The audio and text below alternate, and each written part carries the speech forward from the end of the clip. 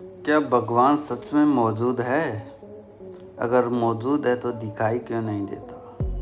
और अगर दिखाई नहीं देता तो करोड़ों लोग उस पर विश्वास क्यों करते हैं? सदियों से इंसान इस सवाल का जवाब खोज रहा है। वैज्ञानिक प्रयोगशालाओं में खोज रहे हैं, दार्शनिक तर्कों में खोज रहे हैं और साधक ध्यान में। लेकिन ओशो कहते हैं, भगवान कोई वस्तु नहीं है जिसे देखा जा सके। भगवान वह चेतना है जिससे देखने की क्षमता पैदा होती है। आज के इस अद्भुत प्रवचन में हम समझेंगे कि भगवान क्या है, क्या उसका कोई प्रमाण है और क्या उसे अनुभव किया जा सकता है। भगवान को खोजने की सबसे बड़ी जो भूल हम करते हैं, इंसान भगवान को एक व्यक्ति की तरह देखता है या खोजता है। वह सोचता है कि कहीं आकाश में कोई बैठा हुआ है जो दुनिया को चला रहा है।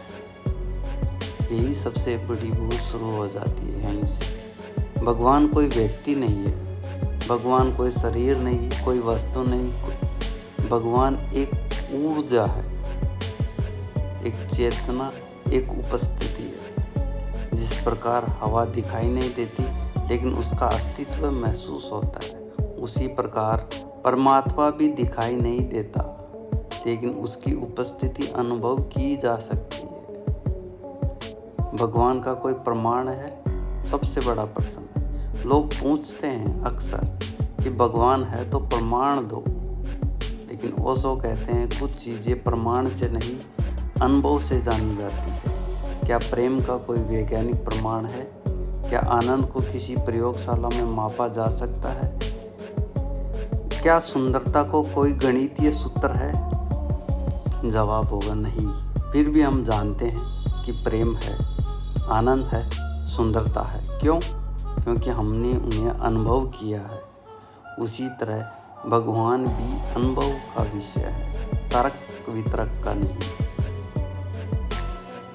विज्ञान और भगवान, बहुत लोग सोचते हैं कि विज्ञान और भगवान एक दूसरे के विरोधी है, लेकिन ओशो कहते हैं कि विज्ञान वस्तुओं की खोज करता है, धर्म स्वयं की खोज करता है। विज्ञान बाहर जाता है, ध्यान भीतर जाता है।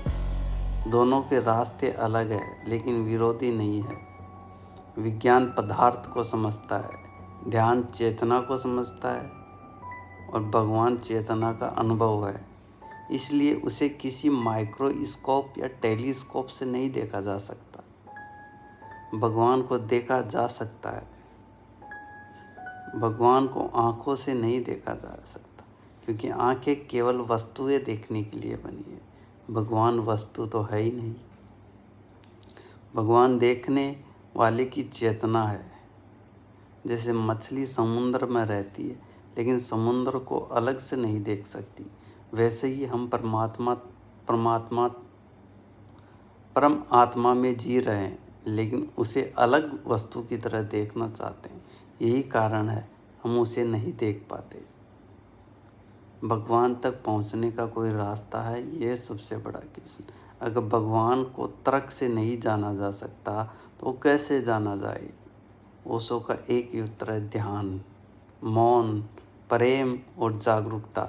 जब मन शांत होता है तब विचारों का शोर रुकता है। जब भीतर पूर्ण मौन उतरता है तब पहली बार इंसान अपने वास्तविक स्वरूप को फील करता है। वही अनुभव परमात्मा का अनुभव है। नास्तिक आस्तिक दोनों की भूल है। ओशो कहते हैं, नास्तिक कहता है भगवान नहीं है, आस्तिक कहता है भगवान है, लेकिन दोनों ही बिना अनुभव के बोल रहे हैं। जिसे अनुभव नहीं किया उसका है और नहीं है, दोनों ही अज्ञान है। सच्चा साधक न तो मानता है न ही अहंकार करता है, वह सिर्फ खोजता है, वह अनुभव करना चाहता है। इंसान मंदिरों में खोजता है, मस्जिदों में खोजता है, गिरजाघरों में खोजता है, लेकिन ओशो कहते हैं जिसे तुम बाहर खोज रही हो वो तुम्हारे भीतर बैठा हुआ है, तुम्हारी चेतना की गहराई में, तुम्हारे मौन में, तुम्हारे प्रेम में, तुम्हारी जागरूकता में। जितना भीतर जाओगे उतना परमात्मा के करीब पहुंचोगे। तो क्या भगवान सच में मौजूद है? ओशो कहते हैं ये प्रश्न किसी और से मत पूछो, स्वयं से खोजो, स्वयं अनुभव करो, क्योंकि भगवान कोई सिद्धांत नहीं है, कोई धर्म नहीं है, कोई विश्वास नहीं है। भगवान एक अनुभव है। और जिस दिन तुमने अपने भीतर की शांति को छू लिया, जिस दिन तुमने अपने भीतर के मौन को जान लिया, उसी दिन तुम्हें परमात्मा का पहला दर्शन हो जाएगा। भगवान को खोजने मत निकलो, स्वयं को खोजो। स्वयं को पा लिया तो भगवान अपने आप मिल जाएगा। धन्यवाद।